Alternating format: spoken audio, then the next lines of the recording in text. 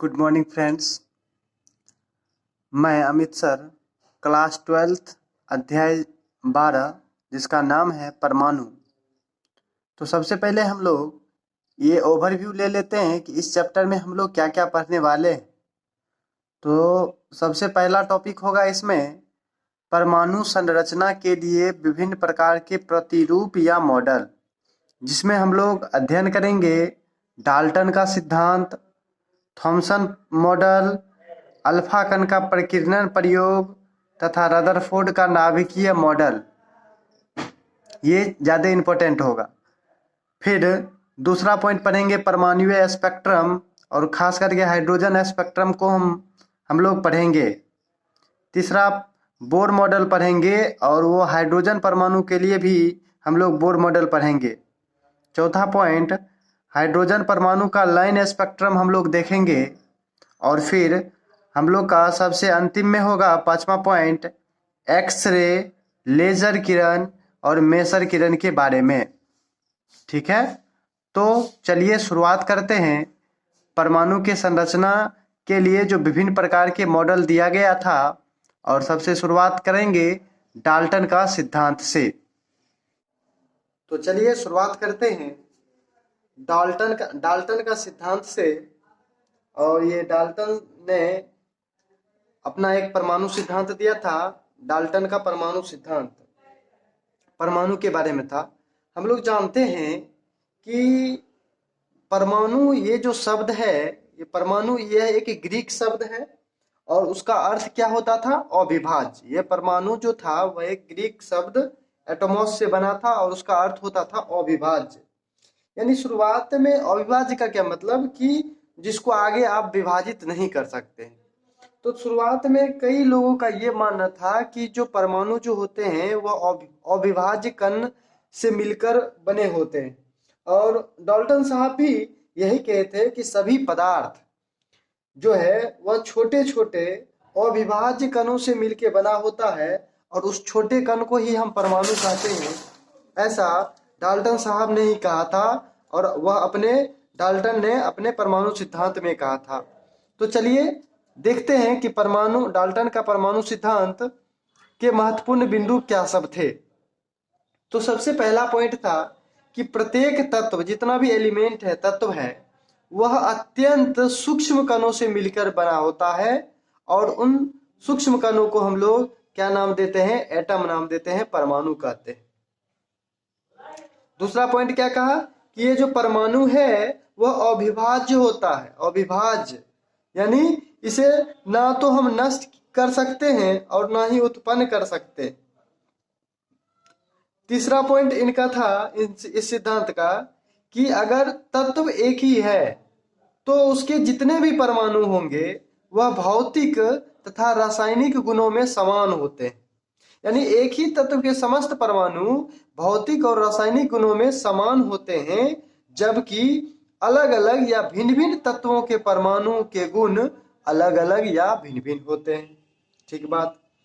चौथा बात उन्होंने कहा कि परमाणु जो होते हैं वह अस्थायी होते हैं, और उसके साथ साथ वह विद्युत उदासीन होते हैं। और पांचवा बात बोले कि जो तत्वों का जो परमाणु है वह रासायनिक अभिक्रिया में भाग लेता है और अणु का निर्माण करते हैं। ये 5 पॉइंट जो था वह डाल्टन का परमाणु सिद्धांत में था। और ये सिद्धांत आगे नहीं कैरी हो पाया, चल पाया, क्योंकि जैसे ही ये जो डाल्टन ने अपना 1803 में इस सिद्धांत को दिए थे, और 1897 के आसपास जो है जे थॉमसन साहब ने इलेक्ट्रॉन का खोज कर लिए, और हेनरी बेकेरेल साहब ने रेडियो एक्टिविटी का खोज किया।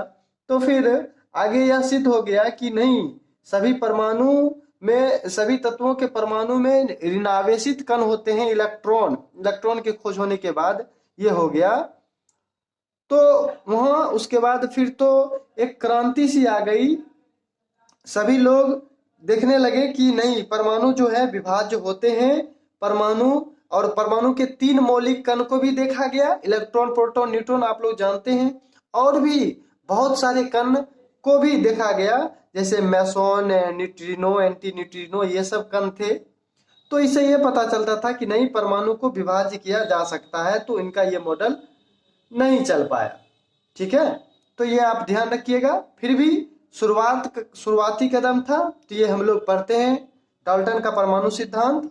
और एक बात और, ये जो डाल्टन का परमाणु सिद्धांत था वह द्रव्यमान संरक्षण और निश्चित समानुपात के नियम पर आधारित था। ठीक है, बस इतना ही इसमें पढ़ना है। दूसरा मॉडल आता है थॉमसन का परमाणु मॉडल। थॉमसन ने परमाणु का यह मॉडल 1904 ईस्वी में दिया था। और इस मॉडल में थॉमसन साहब ने बताया कि जो परमाणु जो होते हैं वह 10 के पावर -10 मीटर त्रिज्या वाले एक धनावेशित गोला होता है ना। ये मान लिए कि ये जो है, ये मान लीजिए यह एक गोला माना, परमाणु को सबसे पहले क्या माना गया, एक गोला माना गया, और वह धनावेशित गोला, यानी इसके समस्त पृष्ठ पर धन आवेश वितरित था, पूरे पृष्ठ पर धन आवेश वितरित था। और इसका त्रिज्या क्या माना गया, 10 के पावर -10 मीटर लगभग। तो उन्होंने क्या कहा कि परमाणु जो होते हैं वह 10 के पावर -10 मीटर त्रिज्या का एक धनावेशित गोला होता है, जिसमें परमाणु का समस्त धनावेश एवं समस्त द्रव्यमान सममित रूप से, यानी एक समान रूप से व्यवस्थित रहता है। उन्होंने यह एक गोला माना और माना कि इसका समस्त जो धनावेश और समस्त द्रव्यमान ये पूरे गोले में एक समान रूप से वितरित रहता है। और उसके बाद यह माने कि अब चूंकि परमाणु तो विद्युत उदासीन होते हैं, तो पूरा धनावेश को अगर मान लेगा तो धनावेशित हो गया, तो इसमें ऋण आवेश भी देना था, तो इलेक्ट्रॉन को लाना था। तो उन्होंने कहा कि इस गोले के अंदर स्थान स्थान पर इलेक्ट्रॉन होते हैं, और वह इलेक्ट्रॉन इस प्रकार धसे होते हैं जैसे तारबूज में बीज। आप देखे होंगे तारबूज का लाल लाल पार्ट और उसमें काला काला बीज होता है। ठीक है, तो उसी प्रकार से वो लाल लाल पार्ट जो था वह पूरे धनावेश को बता रहा था, और वो जो बीज था वह कहीं कहीं पे धसा हुआ था, कहीं कहीं पे धसा हुआ था। तो उसी प्रकार जिस प्रकार तारबूज में बीज धसा रहता है, उसी प्रकार से वह इलेक्ट्रॉन भी उसमें धसा रहता है। लेकिन इलेक्ट्रॉन जो होते हैं उसका इलेक्ट्रॉन की संख्या और प्रोटॉन यानी धनावेश की संख्या ये दोनों बराबर होते हैं, क्योंकि विद्युत उदासीन भी बनाना है, तो वो दोनों का मान बराबर होते हैं। इस तरह से उन्होंने यह माना।